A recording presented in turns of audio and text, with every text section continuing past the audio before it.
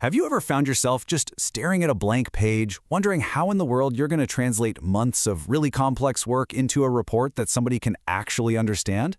Well, that's exactly what we're going to tackle today. We are going to build a technical design report, step by step, and turn what feels like a huge, daunting task into something totally manageable. Let's dive in. It's a feeling we all know, right? The design is finally done, you've solved the problem, but now comes the part that can feel like a real slog for so many of us, getting it all down on paper. But here's the good news. There is a method to the madness, a blueprint that can make your report just as well-engineered as your actual design. And this quote right here, this is why structure is absolutely everything. Think about it. Your readers, whether they're project managers, executives, or other engineers, are busy. They need to find the key info, and they need it fast. A good structure isn't just some formality. It's a map. It guides them straight to the essentials they need to make big decisions. So to guide us through this, we're going to use this blueprint to build idea. First, we'll lay the foundation and talk about why structure is so critical. Then, we'll draft the blueprint by really defining the problem. After that, we'll put up the scaffolding with solid research, build out the framework with some creative concepts, get into the details of the final build, and then, of course, add those all-important finishing touches.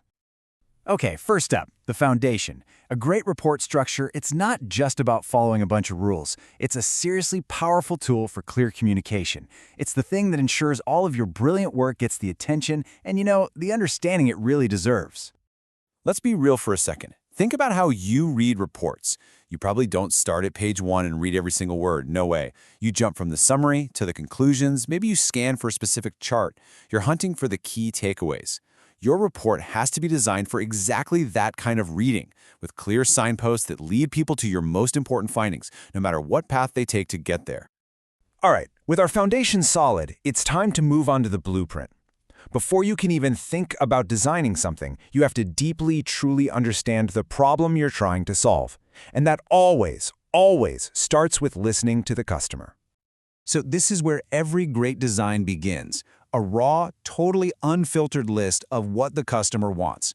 It's kind of a jumble, right? You've got everything from portable and safe to a super specific price point like retails under $6,000. This is all gold, but it's not a plan. Not yet.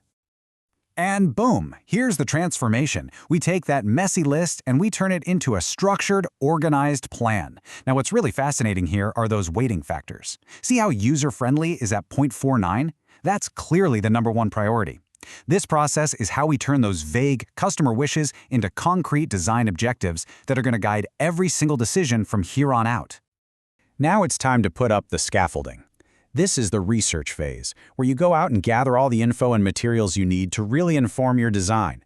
Why is this so important? Because it stops you from reinventing the wheel and helps you build on what smart people have already figured out.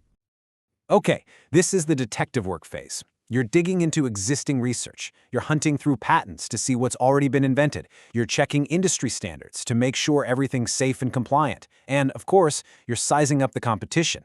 This isn't just background reading, this is legit intelligence gathering. A competitive benchmarking table like this one? This thing is your best friend. It lets you systematically compare what's already out there against the features that matter most to your customer. This is how you find gaps in the market, set realistic performance targets, and ultimately justify your own design choices with cold, hard data. With our research in hand, we can finally start building the framework. This is the creative heart of the whole process. It's where you translate all that foundational work into actual, innovative design concepts.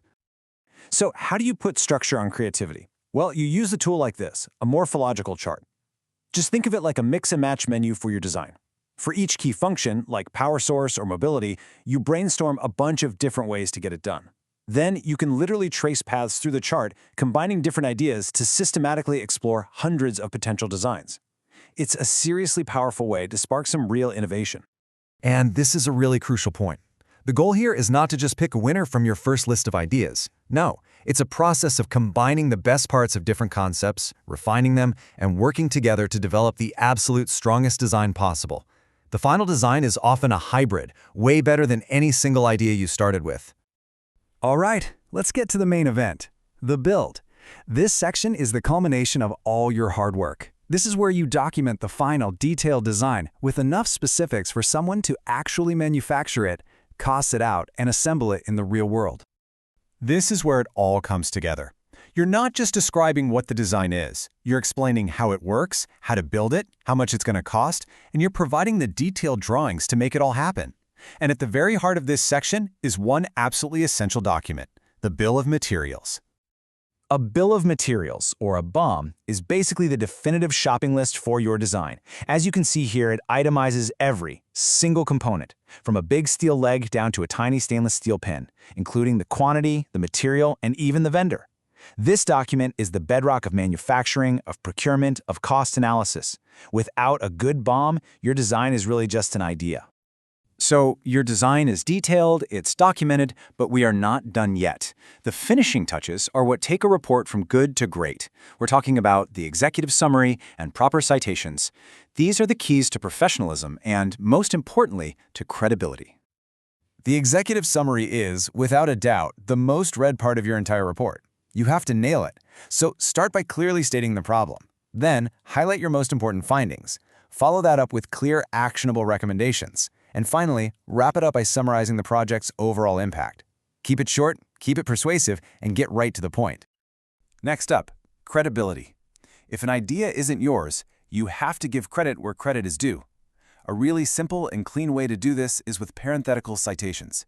You just pop the author's name and the date right there in the text. It's a super simple way to build trust with your reader, and, obviously, to avoid plagiarism. Now, there are a few different styles like author date, which you see a lot in the sciences, or author page, which is more common in the humanities. Honestly, the most important thing isn't which style you use. It's that you pick one. Usually your company or professor will tell you which, and then you use it consistently through the entire report. Consistency is what makes it look professional. So what's the big takeaway here? Your technical report is so much more than just documentation. It is a persuasive argument for your design. It's the story of your process, a showcase of your analytical skills, and a testament to the real value of your final solution. And that leaves us with one final thought to chew on. A well-built report doesn't just get a project signed off on, it becomes part of your company's knowledge base, a reference for future teams, and a permanent record of your contribution. The real question is, will yours?